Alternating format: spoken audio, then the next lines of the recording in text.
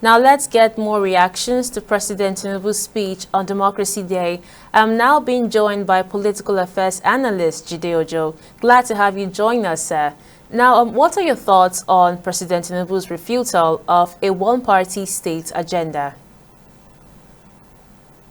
Thank you, Joy. I think the president goofed when he offered a literal meaning of one-party state.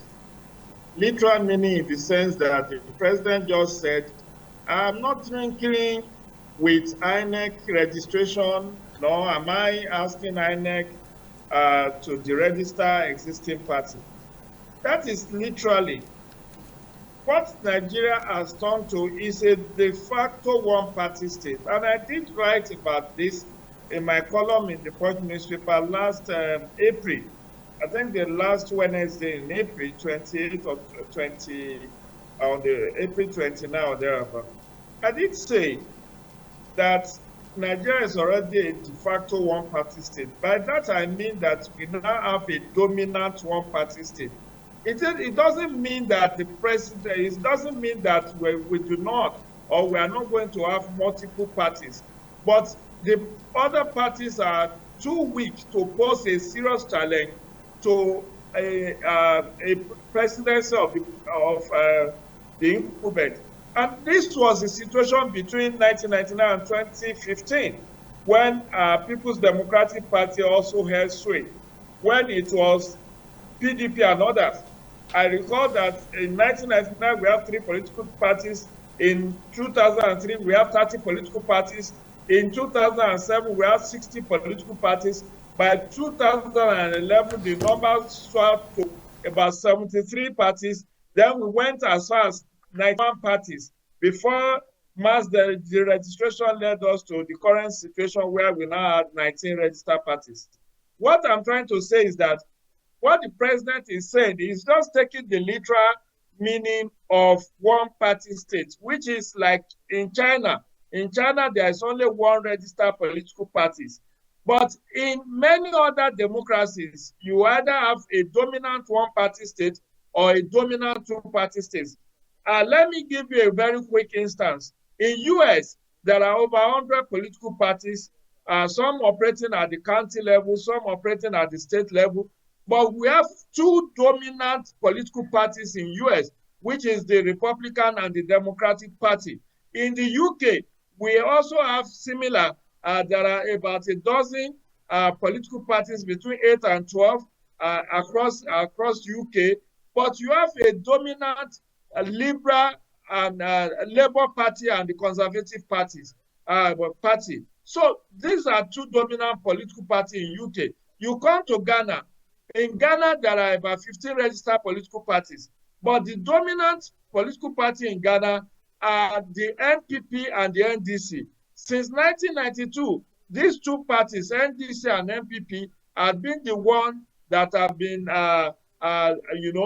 switching the presidency of Ghana. So when we say that Nigeria is turning to a de facto one-party state, what we actually meant is that while there may be multiple registered parties by law, which is the jure, we only have one dominant political party, which is APC right now. And unless the other opposition party brace up and put their house in order, this might be the story ahead of 2027. So now, what do you make of the Democracy Heroes Award conferred on some Nigerians by the president? There have been some complaints that some names that should be on the list were not there. What do you think about this, sir? I agree with those who made that observation. I quite agree that the number of those heroines and heroes of our democracy were not comprehensively honored yesterday. The reason being that I'm a live witness to what happened between 1993 and 1999.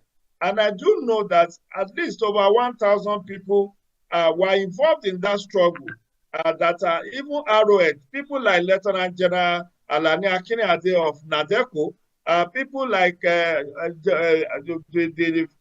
those who are figured in the phantom coup against Abacha, those who, people like Pa Ayo Adebanjo, who died at the age of, is it 99, close to 100, early this year, or was it last year? People like that who also played very key role were missing. People like Bob Deep, Dele Momodu was missing. And so you cannot just single out about 20 people and say, oh, we have honored the memories of the heroes and heroines of June 12th. But I do not believe that it's an exhausted or exhaustive list as it is yet. Even the president admitted that much in paragraph 54 of his speech, that, there are many more that will be tabled before the National Council of State. So I want to believe that in the coming days and weeks, amendment would be made, more names will be submitted ahead of the conferment date, because it's just the announcement that happened yesterday. The actual conferment will be at a later date. Recall that those who were supposed to have been conferred since last year, the president of the Senate and the Speaker of the House of Representatives were only, and their deputies rather, were only honored yesterday. So the announcement is what has just been made. Attention of Mr. President are being called about those who are missing on that list, but that is not to say there won't be, even if it doesn't happen this year, there will be another Democracy Day next year, June 12th, and those who are missing this time around, there could be a fresh list compiled that will honor them. But we must not fail, Joy, we must not fail to appreciate Mr. President for what he did yesterday. Look at people like Professor Wole Soyinka, Professor Bolaji Akinyemi, Professor Humphrey Nwosu, the chairman of National Electoral Commission that conducted the June 12th election. And it was only yesterday they were being honored. And you ask yourself, Professor Wole Soyinka got Nobel laureate for Nigeria and Africa in 1986. 1986, he had been a Nobel laureate, but it took almost 40 years for that recognition to come for Professor Wole Soyinka. And even you recall that in the case of Professor Humphrey Nwosu, early this year, there were attempts by the caucus of the National Assembly to sponsor a motion for a national monument to be named after Professor Humphrey Nwosu, which was declined and which nearly polarized the National Assembly. But somebody has come to address that injustice. All right. Look at the Kansarowa and the 8 Ogoni brothers that were extrajudicially murdered. My apologies. They have for not been recognized, recognized, given posthumous pardon this is the much and time you can national take for honors. this. Thank you for your time and your insight as always, political affairs analyst Jide Ojo.